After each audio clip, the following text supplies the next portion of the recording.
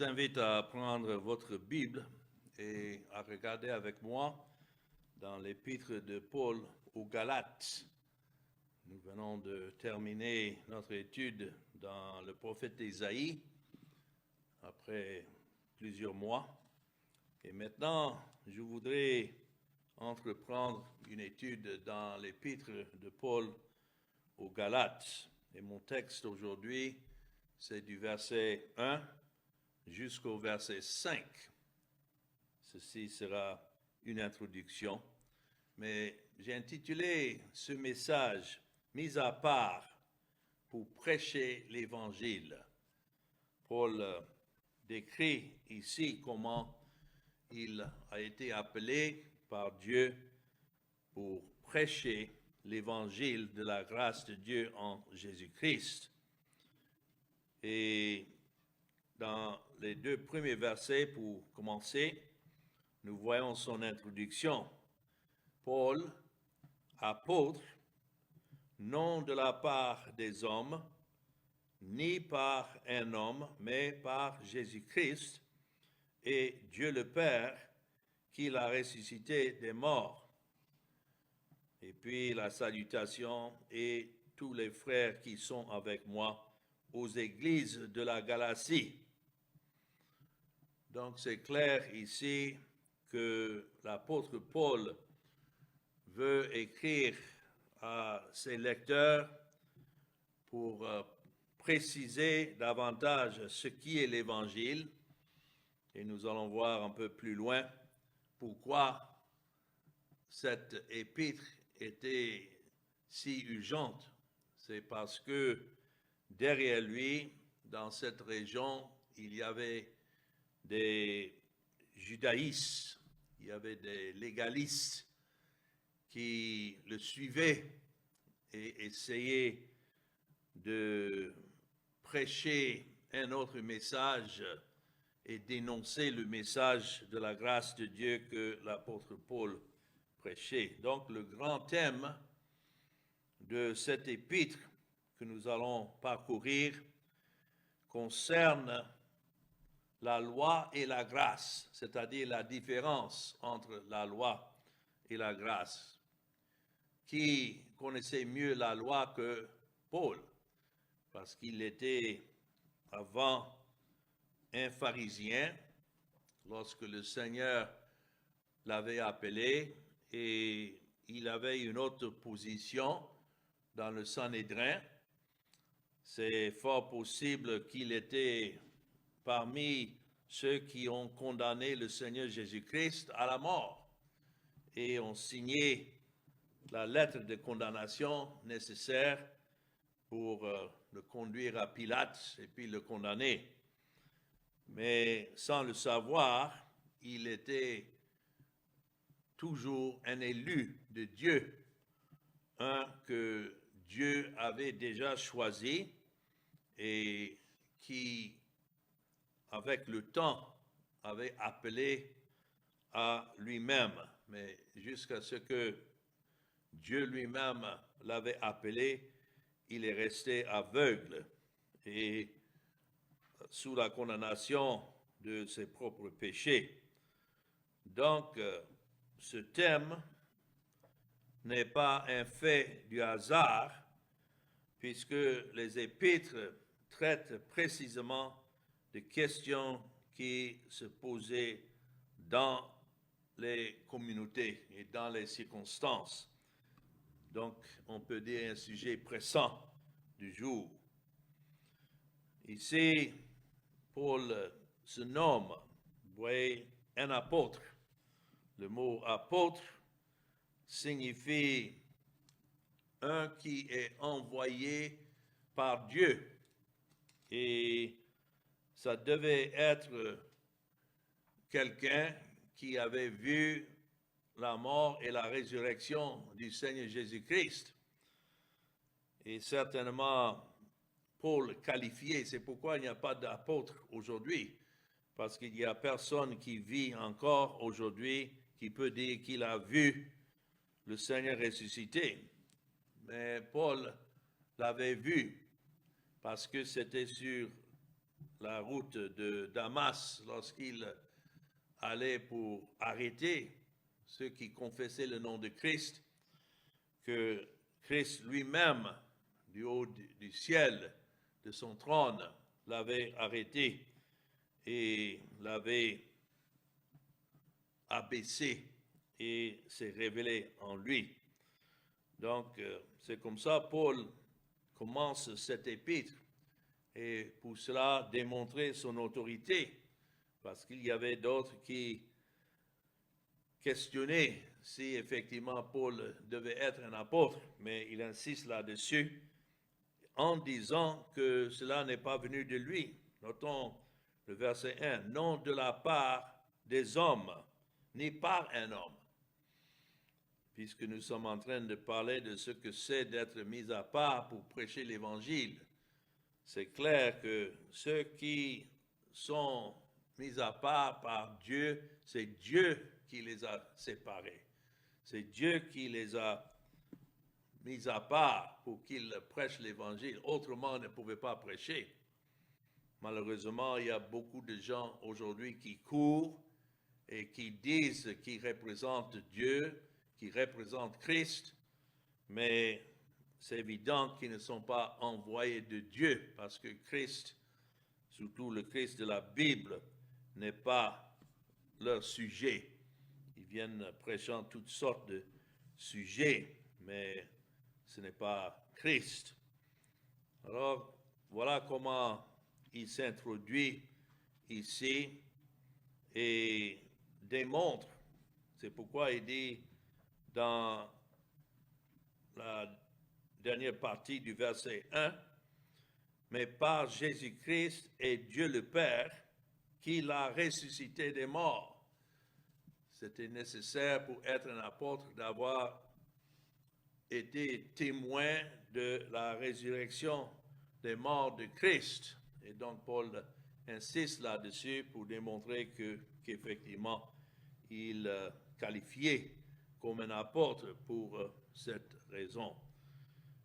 Lorsqu'il s'adresse ici aux églises de la Galatie, il s'agit là d'une région qu'on appelle aujourd'hui, qu'on connaît comme la Turquie. C'est une vaste région, donc il ne faut pas penser quand c'est écrit l'introduction à l'épître aux Galates, c'est comme s'il s'agissait d'une ville, non? C'est toute une région où Paul avait voyagé et il avait traversé cette région maintes fois. Nous voyons ça surtout dans le livre des Actes des Apôtres. Et il a plu au Seigneur de susciter de nombreuses assemblées, mais que chaque assemblée était autonome et fonctionnait en dehors d'une organisation quelconque. Je crois que c'est comme ça que Dieu fait son œuvre. Nous avons des assemblées comme les nôtres qui sont en fraternité, en communion avec d'autres assemblées que Dieu a suscitées, mais nous ne sommes pas une organisation, nous n'avons pas un chef, parce que l'Église appartient à Christ et à lui seul. Donc Paul écrit à ceux à qui il avait déjà prêché et d'autres messagers, prédicateurs avaient passé par ces régions aussi, cette région pour prêcher aussi, mais il y avait cette influence des judaïstes, des légalistes qui venaient après et qui commençaient à mélanger le message, voulant prêcher d'un côté la grâce de Dieu, mais de l'autre côté les œuvres. Et on ne peut pas. La grâce de Dieu est pure et c'est uniquement de Dieu en Christ. Et donc, on ne peut pas y ajouter quoi que ce soit, surtout les œuvres des hommes ou bien ajouter sa volonté comme ayant un effet en ce qui concerne la grâce de Dieu. Il y en a qui pensent que Paul avait écrit cette épître dans les environs des années 50 après Christ. Nous ne savons pas exactement, mais on peut dire que c'est au milieu de son ministère que le Seigneur lui avait donné, parce qu'il a vécu jusqu'à l'année 68. Donc, 18 ans après avoir écrit cette épître, c'est là que Paul a été décapité pour le témoignage de Christ. Et il est mort comme un martyr à cause de l'Évangile. Donc, ici, il s'introduit de nouveau, et notons son langage, il ne se met pas au-dessus d'eux parce qu'il est un apôtre. Il s'adresse à tous ceux à qui il écrit comme des frères.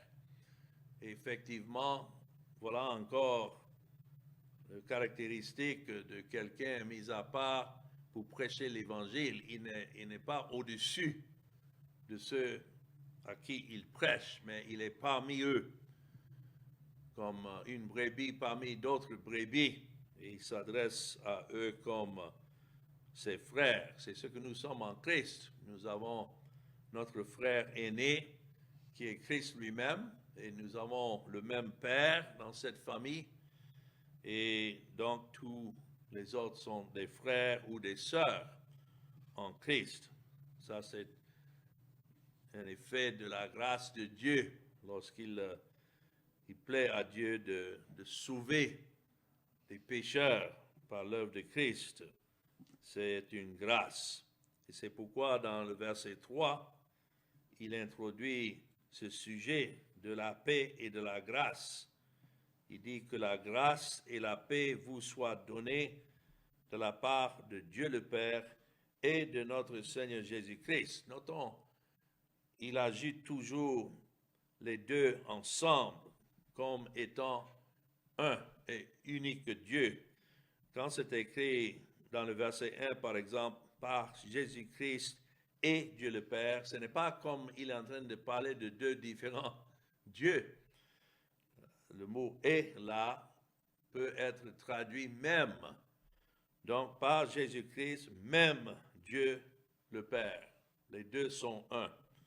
Et c'est pourquoi il répète ici dans le verset 3, de la part de Dieu le Père et ou même de notre Seigneur Jésus-Christ.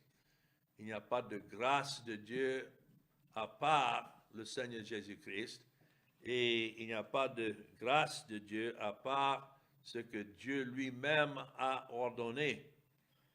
Et c'est selon la volonté de Dieu qu'il y a des pécheurs que Dieu a choisis pour le salut, et c'est le Seigneur Jésus-Christ comme le Fils de Dieu qui est venu au moment ordonné par Dieu le Père pour accomplir le salut à travers sa vie, mais aussi par sa mort, ce qui était nécessaire. Alors, Paul, ici, les souhaite la paix, la grâce et la paix de la part de Dieu le Père et du Seigneur Jésus-Christ. C'est la seule manière que la grâce et la paix sont données. Quand il s'agit de la paix, il s'agit non seulement de la paix dans notre cœur ou dans notre conscience, mais plutôt la paix avec Dieu lui-même. Comment est-ce que cette paix a été établie, si ce n'est à cause de l'œuvre de Christ à la croix que cette paix est établie? Donc, il y a cette paix avec Dieu, et puis deuxièmement, il y a la paix dans le cœur avec nous-mêmes, mais troisièmement, la paix aussi avec d'autres qui sont membres de la famille de Christ. Vous savez qu'il n'y a aucune raison pour laquelle les membres du corps de Christ ne doivent pas s'entendre, quelles que soient les différences de culture ou de langue, arrière-plan, tout cela. Rien ne doit nous séparer. Si nous sommes effectivement en Christ, telle est la paix que Dieu, à travers Christ, a établie pour son peuple. Et puis, c'est dans cette paix est grâce à la grâce de Dieu, on peut le dire.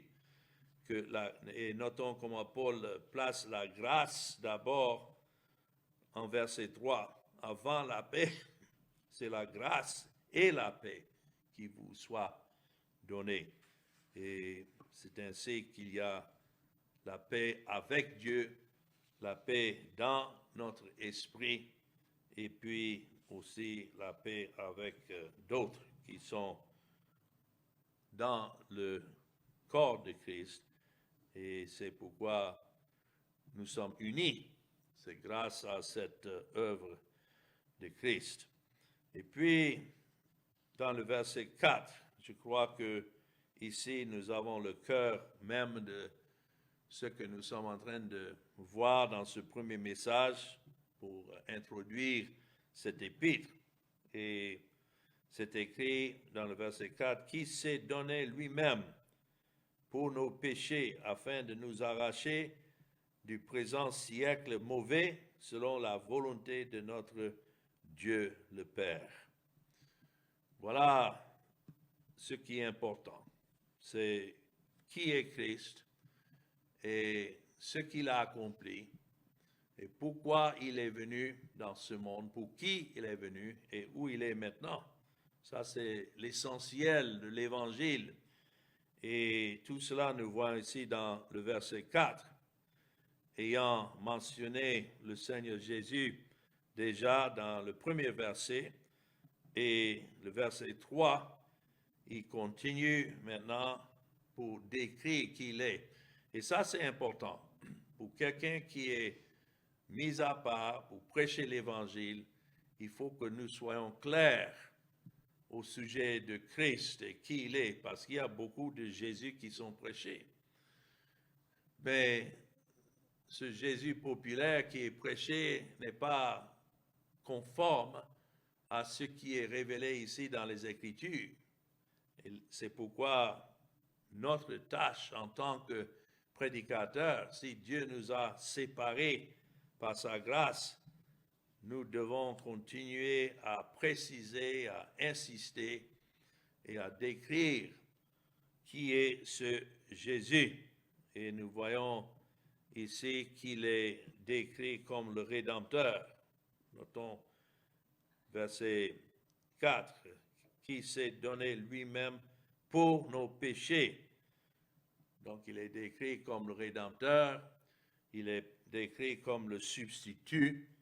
Le mot « pour » signifie à la place de nos péchés. Nous avons mérité la mort, mais c'est Christ qui a été envoyé et qui devait maintenant prendre la place de ceux que le Père lui avait donnés et payer leurs dettes.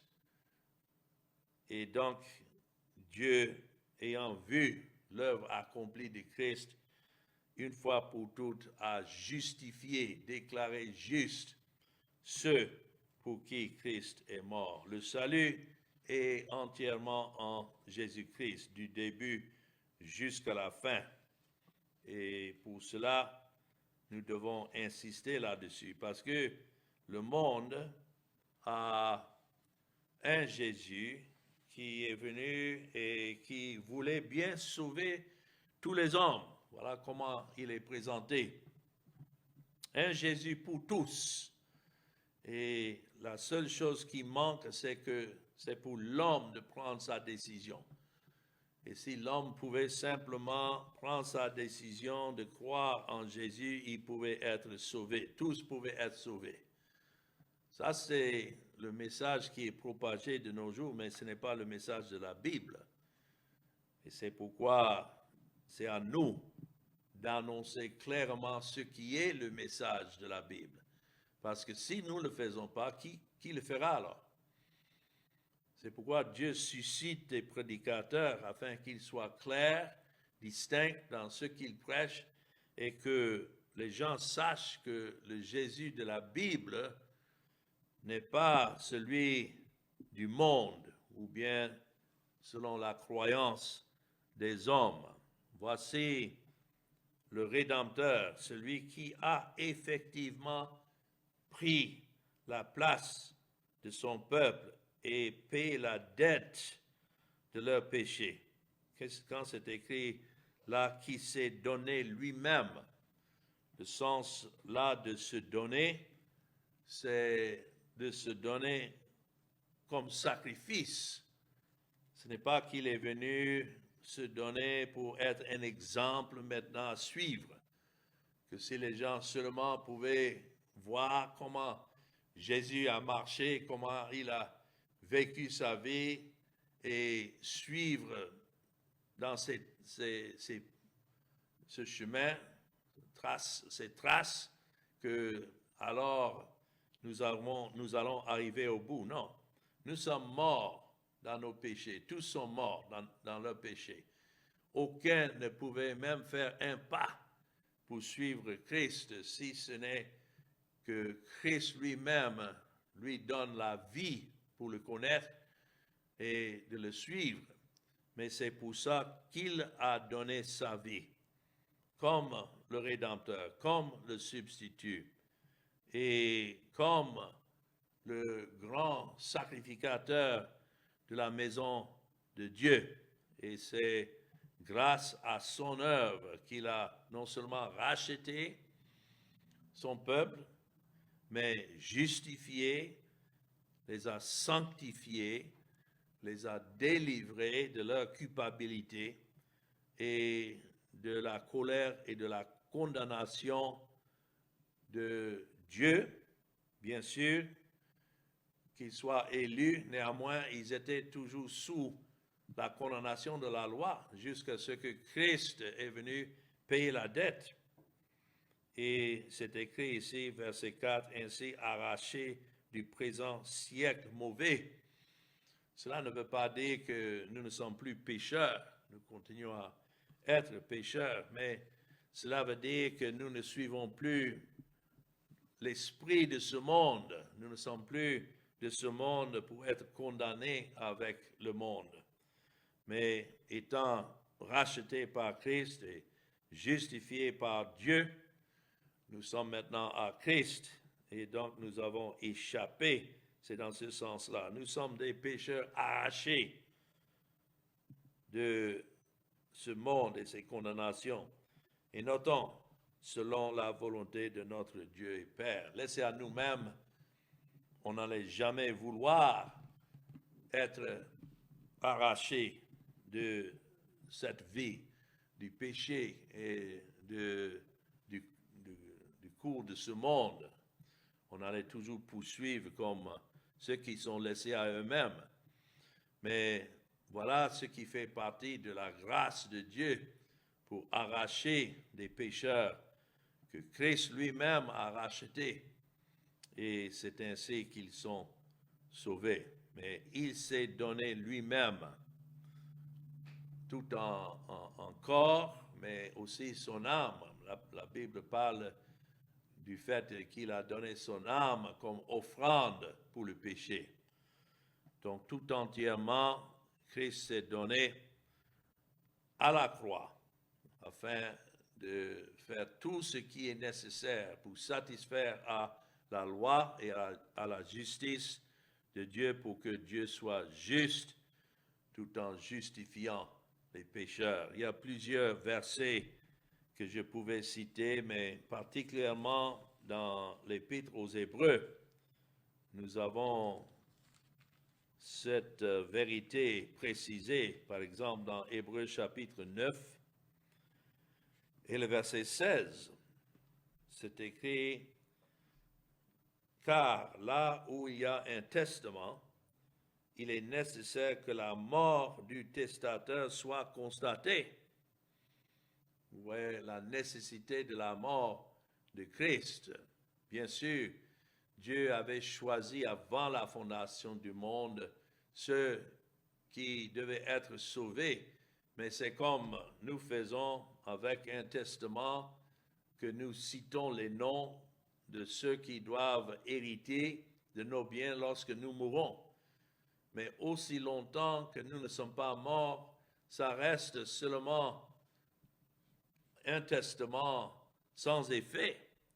C'est la mort qui met en effet maintenant le testament, comme c'est écrit. Car là où il y a un testament, il est nécessaire que la mort du testateur soit constatée. C'est pourquoi nous pouvons dire que aucun pécheur n'était racheté ou bien justifié, pardonné avant la venue du Christ. Beaucoup se demandent, mais alors ceux de l'Ancien Testament, quel était leur cas?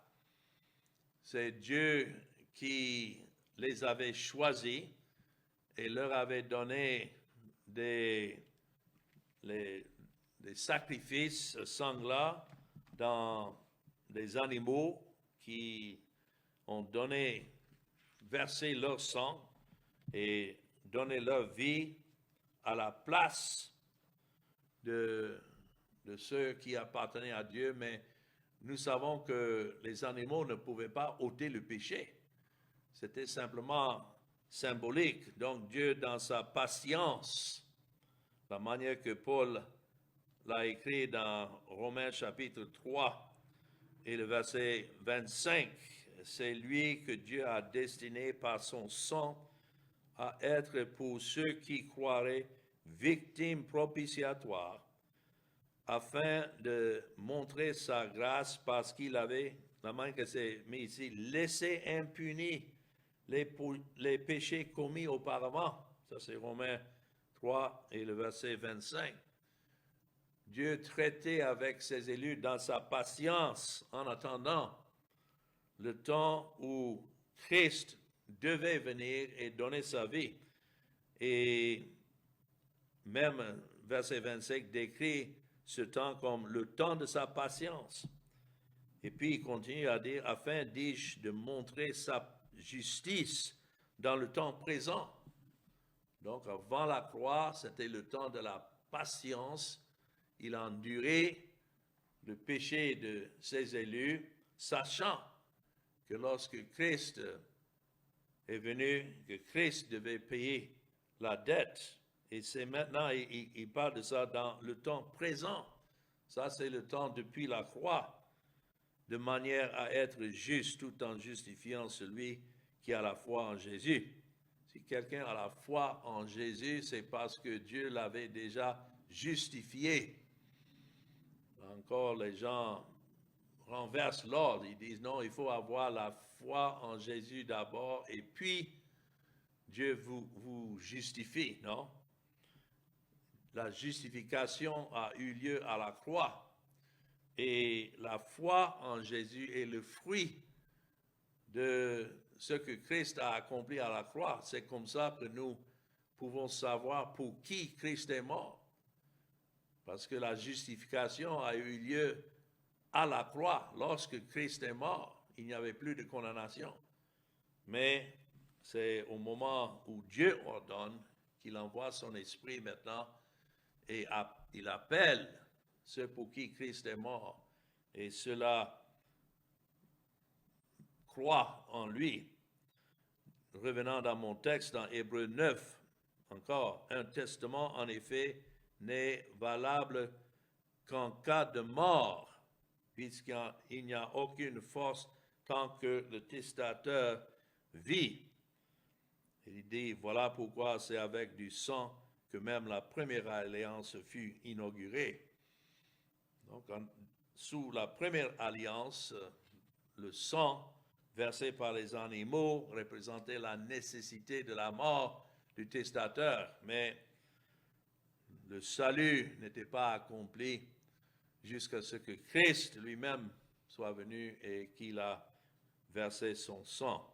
Et c'est maintenant, il n'y a plus de condamnation pour les élus depuis le début du temps jusqu'à la fin, dans un seul sacrifice, dans un seul lieu Dieu a une fois pour toutes justifié son peuple. Aussi dans le même épître aux Hébreux chapitre 10 et du verset 12 à 14, c'est écrit, lui, après avoir offert un seul sacrifice pour les péchés, s'est assis pour toujours à la droite de Dieu. C'est pourquoi je disais que dans l'Évangile, nous avons la réponse à ces 5 questions. Qui est Christ et pourquoi il est venu, ce qu'il a accompli lorsqu'il est venu, pour qui il a accompli et où il est maintenant. S'il n'avait pas, avec succès, sauvé le peuple que le Père lui avait donné, donc il ne serait pas assis à la droite de Dieu. Le fait qu'il est assis à la droite de Dieu nous assure donc le travail, l'œuvre est finie, est accomplie. Dans le tabernacle ou le temple, les sacrificateurs qui précédaient la venue du Christ, il n'y avait pas de chaise. Ils ne pouvaient jamais s'asseoir parce que l'œuvre n'était jamais finie, parce que la loi ne pouvait pas rendre les adorateurs à la perfection. Seulement l'œuvre de Christ est la preuve que Christ a effectivement accompli. L'œuvre, c'est qu'il est maintenant assis à la droite de Dieu. Et verset 13 dit, attendant désormais que ses ennemis soient devenus son marchepied. Voilà l'image d'un roi qui règne et que ses ennemis doivent devenir son marchepied. Ça, c'est vrai dans 2 sens, parce que nous étions des ennemis jusqu'à ce que l'Esprit de Dieu nous donne la nouvelle naissance. Nous sommes des ennemis dans notre cœur et notre esprit, quoique déjà réconciliés, mais ennemis. C'est pourquoi l'œuvre de l'Esprit est nécessaire de nous montrer le Seigneur Jésus-Christ et de nous convertir à lui. Sinon, dans nos esprits, dans nos pensées, nous sommes toujours des ennemis. Et c'est ainsi que Christ règne pour assurer que chacun pour qui il a payé la dette devient maintenant réconcilié avec lui dans son esprit, dans son cœur. Mais il y en a qui sont des ennemis qui ne seront jamais réconciliés. Et néanmoins, Christ est assis et ses ennemis sont devenus son marchepied. Soit un pécheur sera réconcilié à Dieu à travers son sang versé, ou bien ce pécheur-là sera soumis comme au marchepied de Christ dans le jugement. Mais en ce qui concerne ceux qui sont sauvés, verset 14 nous dit car par une seule offrande, il a amené à la perfection pour toujours ceux qui sont sanctifiés. Quand est-ce qu'un pécheur est amené à la perfection? Ce n'est pas lorsqu'il croit. Voilà ce qui est prêché. Ils disent, voilà ce que Christ a dit. Maintenant, si vous ajoutez maintenant votre foi à ce qu'il a accompli, alors vous pouvez être justifié. Ça, c'est un faux message. Non, ceux qui ont été déjà justifiés par une seule offrande, l'offrande de Christ, ont déjà été amenés à la perfection pour toujours, ayant été quoi? Sanctifiés. Le mot sanctifié signifie de mettre à part. Et voilà ce que Christ a accompli à la satisfaction de son Père. Voilà le message. Si nous revenons maintenant dans mon texte pour terminer pour cette partie, l'importance. Paul ne laisse pas l'évangile indéfini. Non, il définit clairement ce qui est l'évangile et comment sont sauvés ceux pour qui Christ est venu. Il s'est donné lui-même. Ça, c'est la substitution. D'abord, nous voyons la réponse à ces 5 questions tout le long de ce texte. Qui est Jésus? Il est un avec son Père. Au commencement était la parole était avec Dieu et la parole est Dieu. Donc, qui dit Jésus dit Dieu. Et qui dit Dieu dit Jésus. Donc, ça, c'est qui il est. Et deuxièmement, pourquoi il est venu? C'est écrit, il s'est donné lui-même pour nos péchés. Il est venu pour ôter les péchés de ceux que le Père lui a donnés. Et encore, pour qui il est venu? C'est ceux qui sont donnés à Christ par la grâce de Dieu. C'est pourquoi il dit ça dans le verset 3. Lorsqu'il dit il s'est donné lui-même pour nos péchés, il est en train d'écrire à des lecteurs et à des personnes particulières. Ce n'est pas pour tout le monde. Et quand il dit que la grâce et la paix vous soient données de la part de Dieu le Père, il s'agit de ceux que Dieu a élus. Ceux-là seulement seront les objets de sa grâce et auront la paix. Donc, qui il est, pourquoi il est venu et qu'est-ce qu'il a accompli? Effectivement, il a ôté les péchés de ceux-là. C'est pourquoi ils sont réconciliés à Dieu. Et puis, dernièrement, où il est maintenant, comme nous venons de lire, il est assis à la droite de Dieu, de la majesté divine, parce qu'il a déjà accompli tout ce qui est nécessaire. Et verset 5 nous donne maintenant la conclusion, à qui soit la gloire au siècle des siècles. Amen. C'est pourquoi nous sommes en train de lire ça maintenant, à cause de ce que Christ est venu accomplir il y a déjà près de 2000 ans, plus de 2000 ans. Mais nous voilà aujourd'hui en train de bénéficier de ce qu'il avait accompli et d'autres dans l'avenir. Pourquoi est-ce que nous sortons pour prêcher cet évangile? Parce qu'il y en a encore que Dieu a élu, que Christ a racheté, qu'il doit emmener à Christ. Et il sait qui sont ceux-là. Mais toute la gloire, vous voyez ça dans le verset 5, à qui soit la gloire au siècle des siècles, pour toujours, durant toute l'éternité. Il n'y aura qu'un seul objet de la gloire, une seule personne qui est digne de recevoir cette gloire de Dieu, et c'est le Seigneur Jésus-Christ. Alors, dans le salut, toute la gloire est attribuée à Dieu pour toujours. Dieu le Père qui a choisi ceux qui doivent être sauvés, Dieu le Fils qui est venu accomplir tout ce qui est nécessaire pour que Dieu soit juste et justifié. Et puis, n'oublions pas Dieu le Saint-Esprit, son rôle.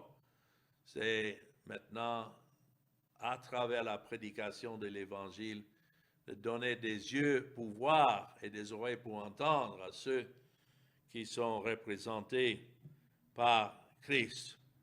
Et donc, la gloire lui revient. S'il y avait une partie de la gloire que l'homme lui-même avait fait en faisant son choix, donc on ne pouvait pas dire à qui soit la gloire. Ça serait une gloire partagée, une partie pour Dieu et une partie pour l'homme. Mais tel n'est pas le cas parce que la seule chose que l'homme contribue, c'est son péché. Mais en ce qui concerne le salut, c'est entièrement de Dieu. Et particulièrement la gloire de Christ. Donc notre gratitude est toujours envers lui. Et cela pour toujours. Dans le livre d'Apocalypse, chapitre 5, et le verset 13, nous voyons ce cantique de la part de ceux qui sont rachetés en ce qui concerne Christ.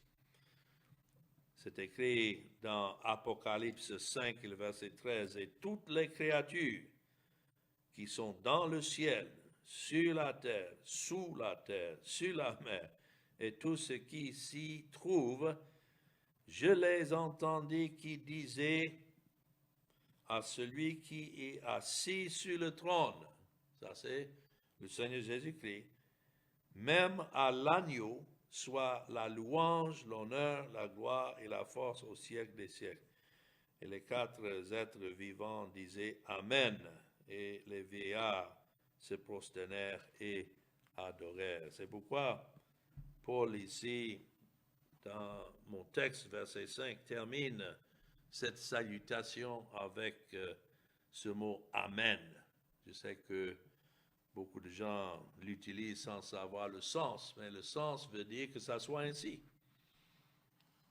C'est-à-dire, c'est une manière de reconnaître comme vrai ce témoignage de Dieu concernant son Fils, mais aussi concernant le salut qui est entre les mains de son Fils.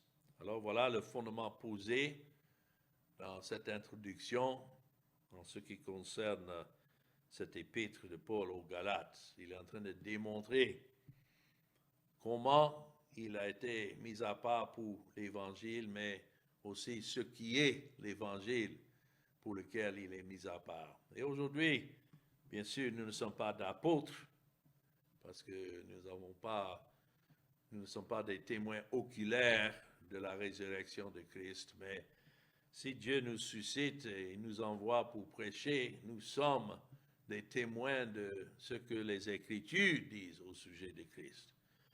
Et notre témoignage doit être net et clair, distinctif en ce qui concerne ce Christ, parce qu'il y a un Jésus qui est prêché, mais ce n'est pas celui de la Bible. Nous devons annoncer celui de la Bible, parce que ça c'est la révélation inspirée de Dieu. Alors que le Seigneur nous encourage, nous fortifie et nous donne davantage à connaître Dieu davantage pour que nous puissions le prêcher comme il faut. Amen.